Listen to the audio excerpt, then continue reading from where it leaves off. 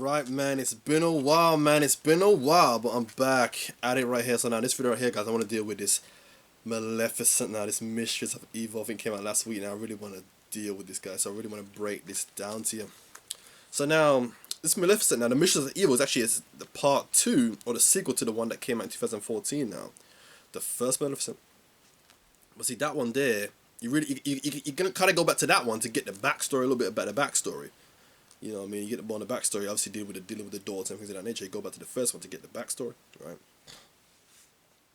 So now, the Maleficent, the name comes from the fact that she's malevolent, but she's also beneficent. But again, to get that, you need to go back to the first movie to really get that aspect right there. That whole, the beneficent and the malevolent aspect. You need to get that. You got to show us the origins of how she even got turned into that, and going into how she was betrayed. There was this betrayal, and in the movie, the first movie, she speaks about how there was this great evil in the world. She's raising this daughter now, and who becomes Aurora in the second movie now.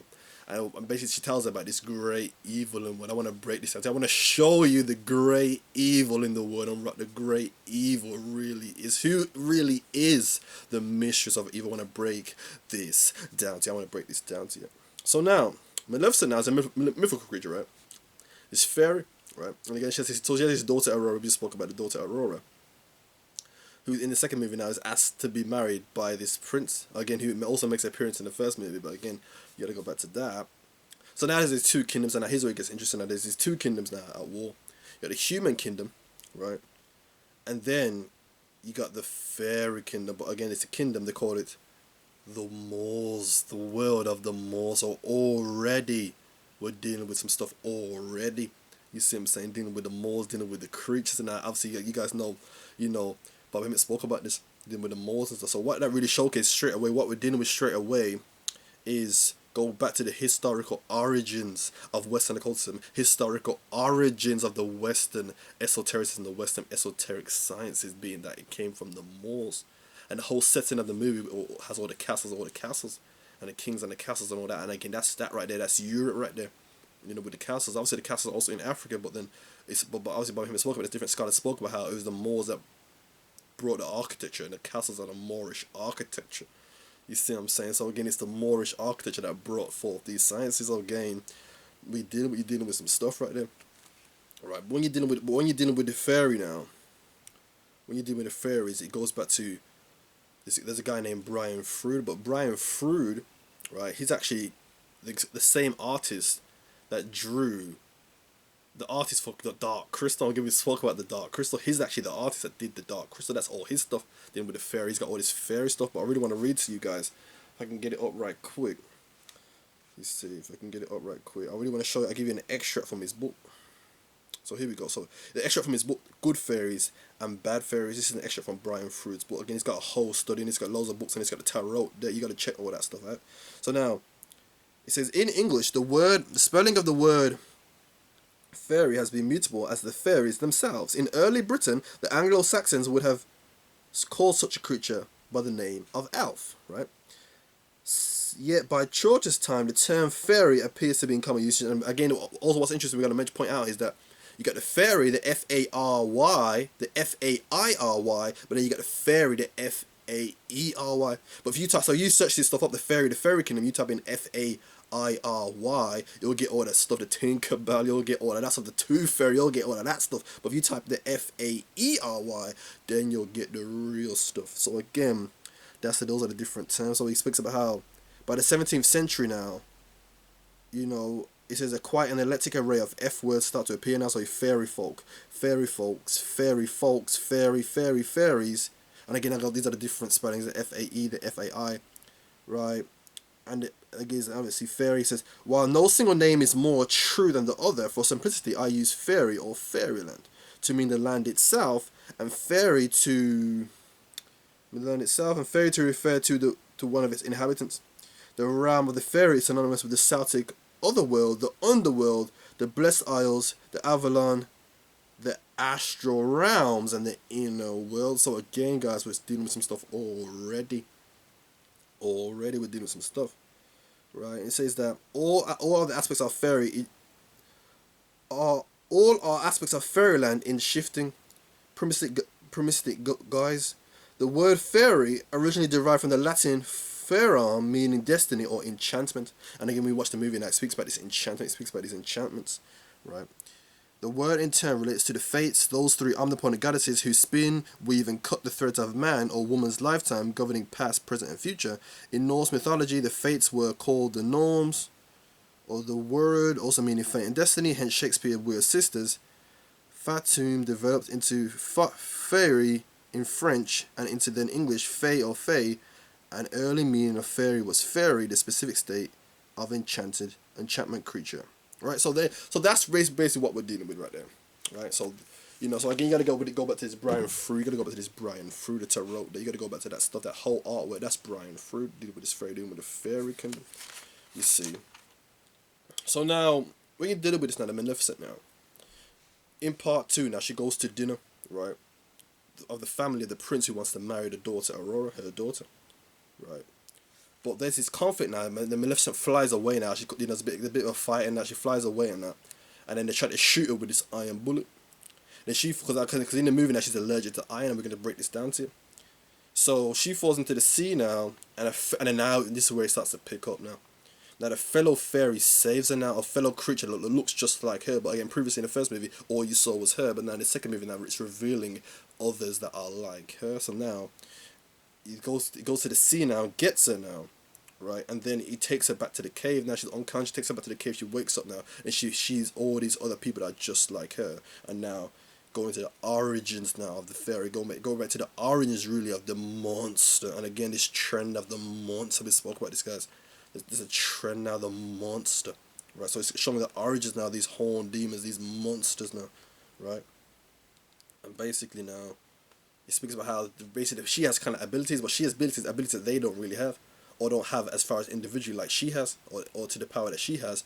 And basically saying that her abilities goes back to this great dragon, this great monster.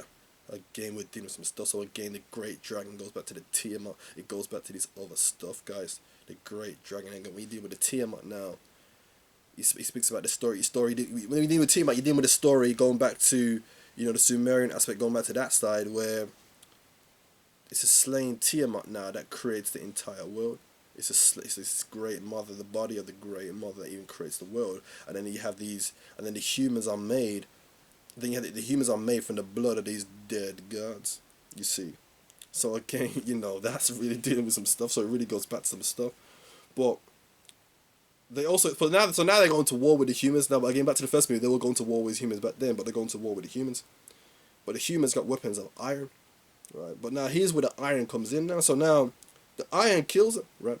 They're allergic to iron, but see, the iron is in the blood. So the iron is in the human's blood.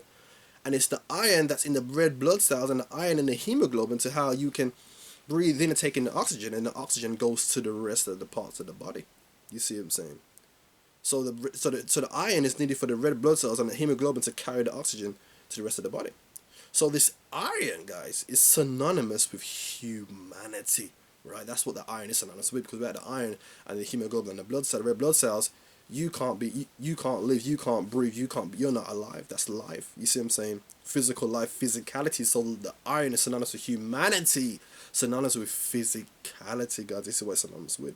So in so many words, these fairies, these demons, these monsters are allergic to humanity. Now we're dealing with some stuff, guys.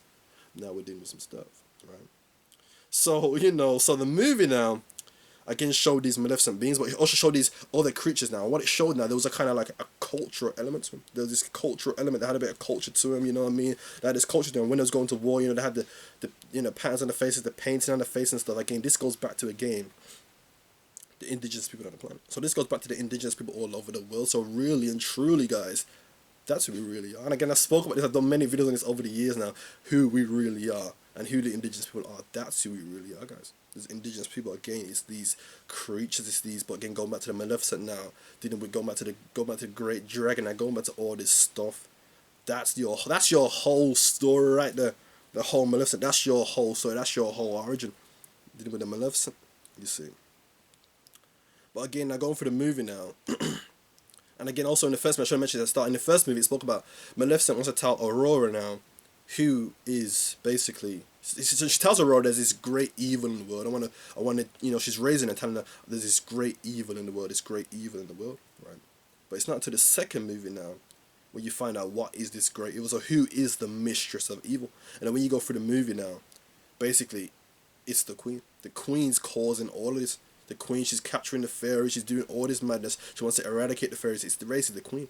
And the king, he's all like, you know, he's all saying he wants to form union with the fairies, form union, but it's actually the queen who's causing all this madness, causing all this chaos, this human queen. So really the great evil, the ultimate evil that Maleficent was referring to in the first movie, the ultimate evil was the human itself. That's the ultimate evil. The ultimate evil was the human all along. It wasn't Maleficent at all. It was the human. You see, so really that's really what it is, and it goes back to the bottom of him dealing with the origins of evil, and also the cult origins of evil and good and evil. You know what I mean? And that really is about the perspective, but also really man is evil, the human is evil. And what's interesting, a little interesting scene in the first movie, where it spoke about this basically this they also say she has this bird creature. He's a creature. She turns him into a bird, and she goes back to the first movie, the origins of their relationship, and how she became friends with him, how what really happened. And when she first turned him into a bird, and he became a human, he said, "What have you done? What have you done to my beautiful form?" You said, because he was once a bird, he was once a majestic bird, and he said, "What have you done to my beautiful form?" when he became a human. So they're pulling it out there. They're really pulling it out there now. It's like Colton's really coming out. You know what I mean? So again, that was a little, I caught that one, that was a little sly one right there, but that was some deep stuff right there. So again, that's the whole Maleficent, guys, you know what I mean? They're pulling it in your face now, this monster now, this, again, the origin of the fairy, they call it the fairy, you know, that's a nice way of saying it, but again, the monster, the demon, they're pulling it in your face now, guys. You know, again, we're going back to this stuff now. So really need to check that movie out. Just to go back to that stuff, just to go back to the origins, how it all really began. You need to go back to that. That's your whole story right there.